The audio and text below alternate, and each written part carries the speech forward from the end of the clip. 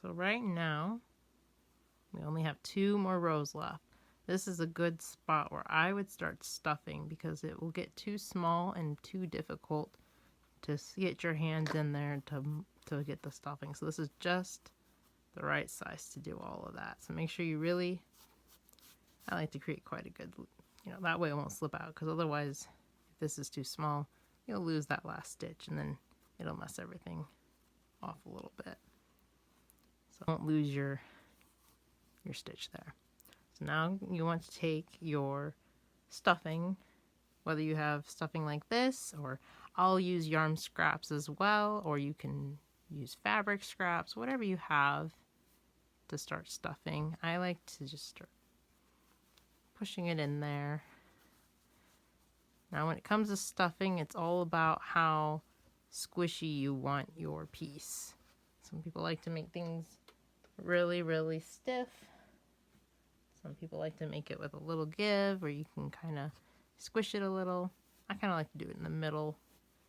So like I like to take some of my stuffing, kind of fluff it a little bit, and then start putting it in there. And to keep where my piece is even, I'll kind of push the stuffing to the outside. So I kind of create like a little donut hole, and that's where I'll keep pushing my stuffing in. So fluff up your stuffing, stick it in, and I just keep doing that until I can't make a hole in the middle.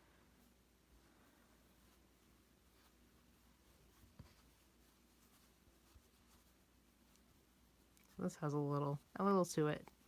You don't have to stuff it completely, because you can still add a little bit of stuffing even when the opening's a little small. This is just the best way to really fluff it and shape it the way you want while you have that opening. So what I usually do is just stuff as much as I can and leave a little bit, and then I'll get back to work, because you don't want to do too much or your seams will start, you'll see the stuffing through it, and you don't want to do that. That'll be a little too much stuffing. So you want to still be able to see your stitches and not see through. So it'll be a playing game, because I used to add way too much stuffing and then you would see it through and it just doesn't look as nice. So play around with that. So now we're going to work on round 17. So we'll pull our stitch marker out. And this is where we'll do just 1 single crochet, and then we'll decrease. And you'll repeat that all the way around till you get to your stitch marker. So we're coming up on the end of round 17. I just did my single crochet, and then these last 2 stitches will be our decrease. So now we're on to our we just finished our second to last one, and we'll do our next one. But let's make sure that we got our stitch count right. So we should have 12. Now we're working on our last round, which is round 18, and we'll decrease in every stitch around. So move your stitch marker here. So you'll do your decreases in every single stitch around. So it'll look like you're technically doing it in 2 stitches.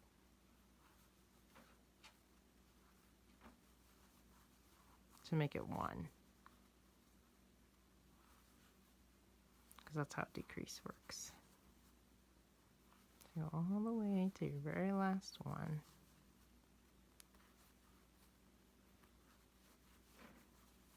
And you should have 6 stitches. So we had 12, and then now you should only have 6.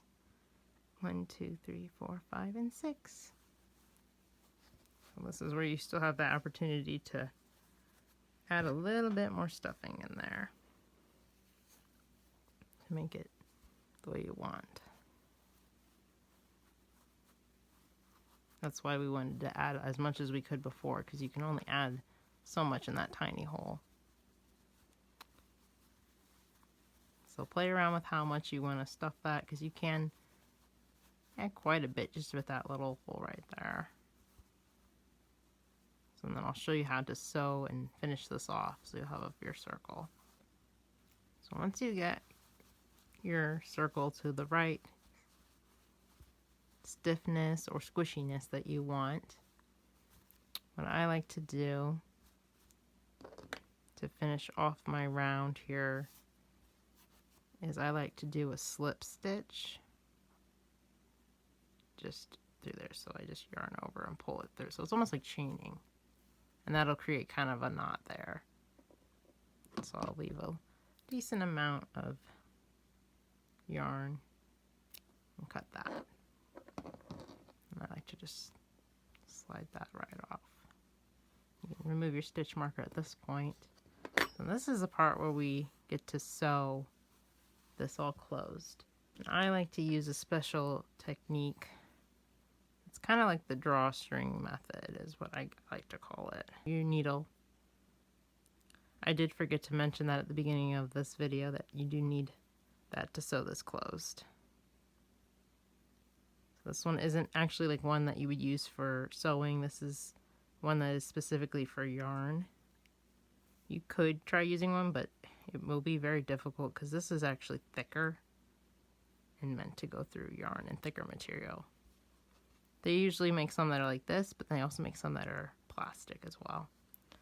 So what I like to do when it comes to closing this off, and to make it very similar, it won't be exact, but to make it very similar to this side, is you see where your stitches are that we would normally crochet into?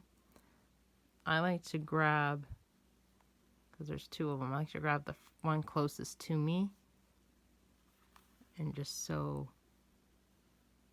And I just keep doing that all the way around where I come in between those two with my needle. I do that all the way around.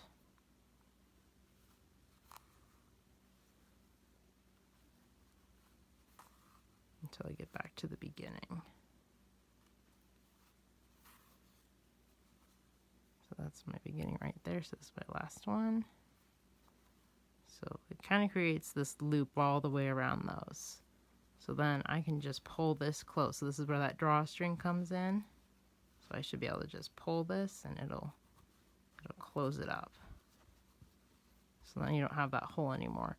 Now I added a little bit too much stuffing, so it kind of pulled my stitches open, which that'll happen from time to time. It also can depend on your hook size and stuff. And there is a technique you can do to kind of prevent this when you're decreasing, and I can show that in another video. But for this time, since this is beginner, what I usually will do is I'll just kind of sew a lot of this to make it not look so gappy. So you just kind of can play around with just pulling the yarn and the stitches a little closer together. So I just kind of make it so that it'll have them come together a little better.